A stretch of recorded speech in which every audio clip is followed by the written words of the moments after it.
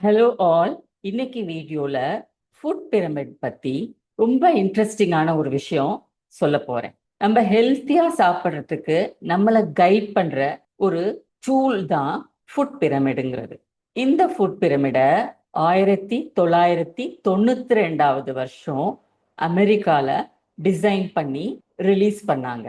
அப்புறம் 1998 இந்தியால நம்மளுடைய ஃபுட் ஹேபிட்ஸ்க்கு ஏற்ற மாதிரி அதை கொஞ்சம் மாடிஃபை பண்ணி இந்தியாலையும் ரிலீஸ் பண்ணாங்க. அதை நம்ம ஃபாலோ பண்ணிட்டு இருந்தோம். இந்த ஜான்வரி 6, 2026 அமெரிக்கால புதுசா ஒரு ஃபுட் பிரமிட் ரிலீஸ் பண்ணியிருக்கிறாங்க. புது ஃபுட் பிரமிடை ரிலீஸ் பண்ணதுக்கு காரணம் அமெரிக்கால 70% பேரு ஒபீஸா இருக்கிறதாவும் இளம் வயதினருக்கே ஹார்ட் டிசீஸ், டயபெட்டிஸ் இதெல்லாம் வந்துடுது. அதுக்கு காரணம் அவங்களுடைய ஜெனட்டிக்ஸ் இல்லை, அவங்களோட ஃபால்ட்டி ஃபுட் ஹேபிட்ஸும் லைஃப் ஸ்டைலும் தான். ஃபால்ட்டி ஃபுட் ஹேபிட்ஸ் என்னன்னா, அதிகமான மாவுச்சத்து சாப்பிட்றது, அதுவும் ப்ராசஸ் பண்ண மாவுச்சத்தை சாப்பிட்றது, அதிகமான கொழுப்பு இருக்கிற உணவுகளை சாப்பிட்றது, நார்ச்சத்து இருக்கிற உணவுகளை எடுத்துக்கிறதே கிடையாது, பழங்கள், காய்கறிகள் இதை ரொம்ப கம்மியாக எடுத்துக்கிறது, இதெல்லாம் தான் ஃபால்ட்டி ஃபுட் ஹேபிட்ஸ்னு சொல்லுவோம். ஃபால்ட்டி லைஃப் ஸ்டைல்னா உடற்பயிற்சி செய்யாம இருக்கிறது, நேரத்துக்கு தூங்காம இருக்கிறது, நம்ம இஷ்டப்பட்ட நேரத்துக்கு சாப்பிட்றது. இந்த 2 காரணங்கள் தான் உடம்பு ஒபீஸ் ஆகிறதுக்கும் டயபெட்டிஸ் வரத்துக்கும் ஹார்ட் டிசீஸ் வரத்துக்கும் காரணம். அதை சரி பண்ணணும்னா இந்த ஃபுட் பிரமிடை இப்படி மாத்திருக்கோம். இனிமே ஹெல்த்தியா இருக்கணும்னா ரியல் ஃபுட்ஸ் தான் சாப்பிடணும் அப்படின்னு சொல்லியிருக்காங்க.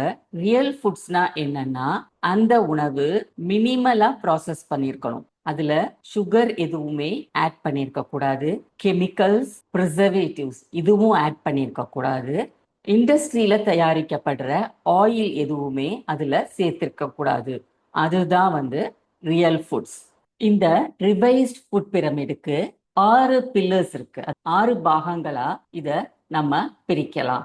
முதலாவது, புரோட்டீனுக்கு ரொம்ப முக்கியத்துவம் கொடுக்கணும். ஒவ்வொரு மீல்லையும் புரோட்டீனை சேர்த்துக்கணும். புரோட்டீனுடைய சோர்ஸ்லாம் என்னன்னா, chicken, egg, fish, meet, milk and milk products, பருப்பு வகைகள், பீன்ஸ் வகைகள், நட் இதெல்லாம் தான்.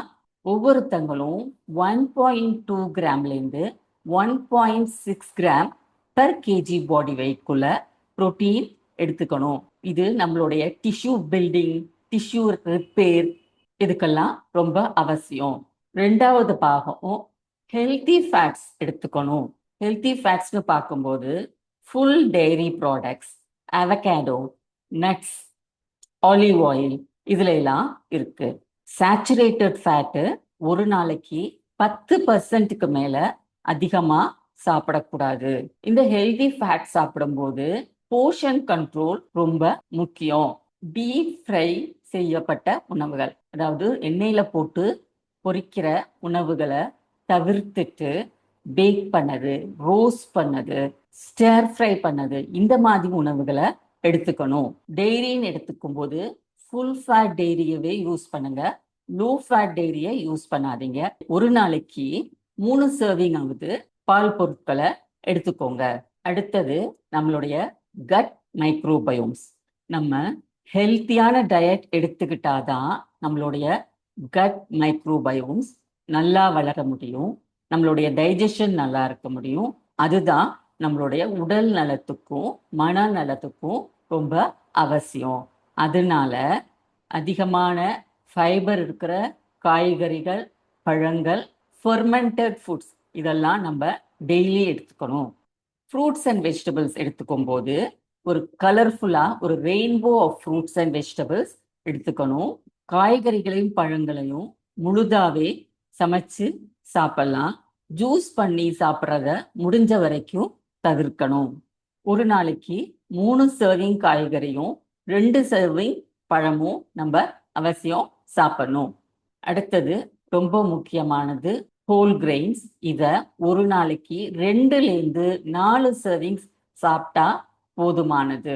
அதுலயும் இந்த பிரெட், பீஸா, பாஸ்தா இந்த மாதிரி ப்ராசஸ் பண்ண கிரெயின்ல செய்யப்படுற உணவுகளை தவிர்த்திடணும். முழு தானியங்கள், சிறுதானியங்கள் இதெல்லாம் 2லேருந்து 4 சர்விங் வரைக்கும் எடுத்துக்கணும். சில உணவு வகைகளை கம்ப்ளீட்டா அவாய்ட் பண்ணணும்னு சொல்லியிருக்கிறாங்க இந்த புது ஃபுட் பிரமிட்ல.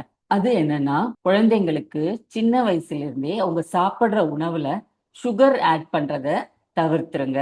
அவங்களுக்கு சுகர் இல்லாமையே எல்லா உணவுப் பொருட்களையும் கொடுங்க. 2வது, அல்ட்ரா ப்ராசஸ்ட் ஃபுட்ஸ் எதையுமே எடுத்துக்க வேண்டாம். 3வதா, ஆல்கஹால் அளவை லிமிட் பண்ணிக்கோங்க அப்படின்னு சொல்லியிருக்கிறாங்க. இன்னைக்கு கீ டேக்அவே என்னன்னா, eat real foods, eat whole foods. நம்ம ஹெல்த்தியா எந்த டிசீஸும் வராம இருக்கணும்னா அதிகமா ப்ராசஸ் பண்ண உணவுகள், அதிகமான கெமிக்கல்ஸ், ப்ரிசர்வேட்டிவ்ஸ் இருக்கிற உணவுகள், இண்டஸ்ட்ரியில ரிஃபைன் பண்ணப்பட்ட எண்ணெய்கள் இத தவிர்த்துட்டு புரதச்சத்து, நார்ச்சத்து இதெல்லாம் அதிகம் இருக்கிற உணவை சாப்பிட்ட நீண்ட நாள் ஆரோக்கியமா வாழலாம் அப்படின்னு புது ஃபுட் பிரமிட்ல சொல்லியிருக்கு. இந்த ஃபுட் பிரமிட் ஒரு பொதுவான ஒரு வழிகாட்டி தான். இதுல இருக்கிற சர்விங்ஸ், அதாவது அளவுகள் எல்லாம் ஒவ்வொருத்தங்களுக்கும் அவங்கவுங்க வயதுக்கு ஏற்ற மாதிரி, அவங்க ஆக்டிவிட்டி லெவலுக்கு ஏற்ற மாதிரி, அவங்களோட ஆரோக்கிய நிலை இதுக்கு ஏற்ற மாதிரி மாறிக்கிட்டே இருக்கும். அவங்களுடைய வயது, ஆக்டிவிட்டி லெவல், ஹெல்த் கண்டிஷன் இதை பொறுத்து நம்மளுடைய சர்விங் சைஸ், போர்ஷன் கண்ட்ரோல் எல்லாம் மாற்றிக்கணும்.